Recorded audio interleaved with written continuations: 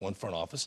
They made a splash. They reportedly agreed to a 3-year deal with Japanese center fielder Shogo Akiyama. Akiyama, 31 years old. And Joel, what's interesting about him, this is a guy that had, last 3 years, hit over 300, on base over 390, 20 or more home runs last 3 years.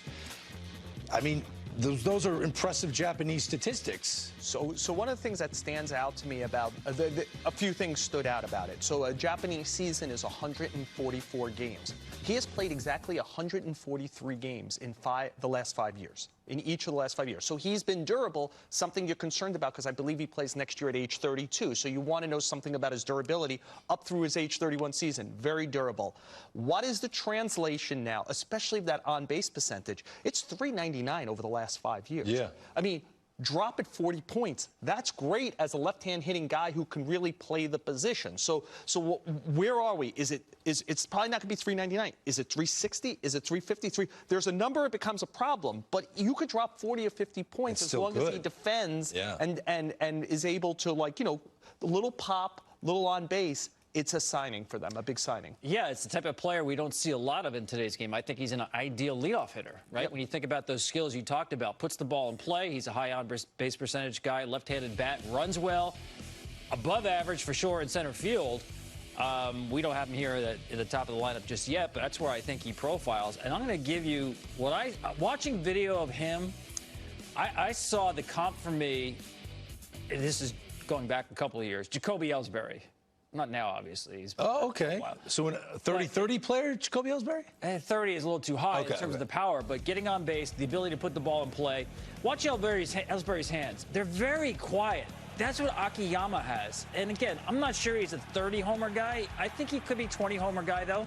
But a guy who's going to put the ball in play, run well, left-handed stroke. What I noticed about Akiyama, hits the ball very easily the other way.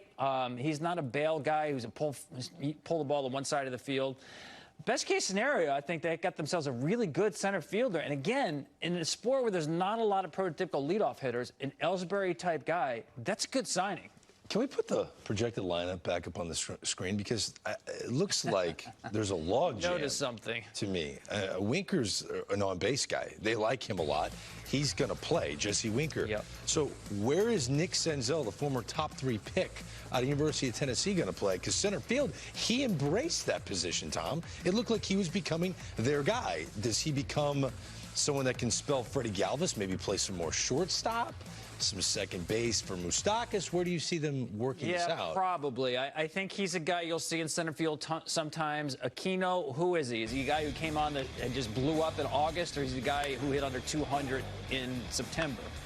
Jury's still out, I think, on Aquino. So you may see against tough right-handers, maybe Senzel gets some at-bats in right with Akiyama in center field or vice versa. But I think Senzel, I kind of feel bad for him because with his ability, I want to give him an open road here to get a little more playing time, especially at one position. I don't like the idea of taking a guy with such a high ceiling and say, today you're playing second, tomorrow you're playing left, the other day you're playing right field.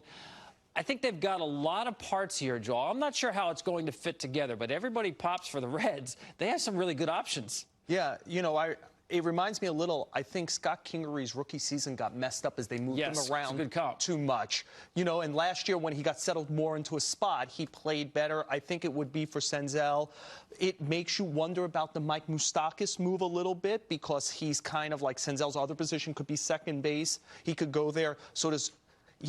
I feel like this is a must-win year for the Reds. Like, they're really starting to they've given up prospects, they've added money. So my 2 questions are, is Senzel now a trade chip? They've been mentioned with Francisco Lindor. Does he front a trade for somebody like Lindor? Or is this now baseball Darwinism? If Aquino does not hit like August, he hits like September, hey, you're out, Senzel's in. If Joey Votto is not hitting the way they had hoped, there was real regression last year. Does Moustakas go to first and Senzel go to second? So I do think that they can't play historic games. They can't play favorite games. They've got to play who helps us win baseball games. Do we like them more than the Cubs and the Cardinals right now? Their pitching is really interesting. Yeah, I'm kind of digging. Good. The back end, don't sleep on the back end, by the way. Iglesias, Lorenzen, Amir Garrett. How about the stuff they throw at you? Yeah. Ray and Castillo and Bauer. I mean, pure stuff. There's not a lot of hits to be had. You go into Cincy for a 3-game series. Which MLB Network analyst will go on the line and say the Reds will win the NL Central? Raise your hand if you're on the set right now. Oh, not yet. Not yet. Hey, the Marlins made a significant move for them over the weekend. On Saturday, they landed 30-year-old outfielder Corey Dickerson, the former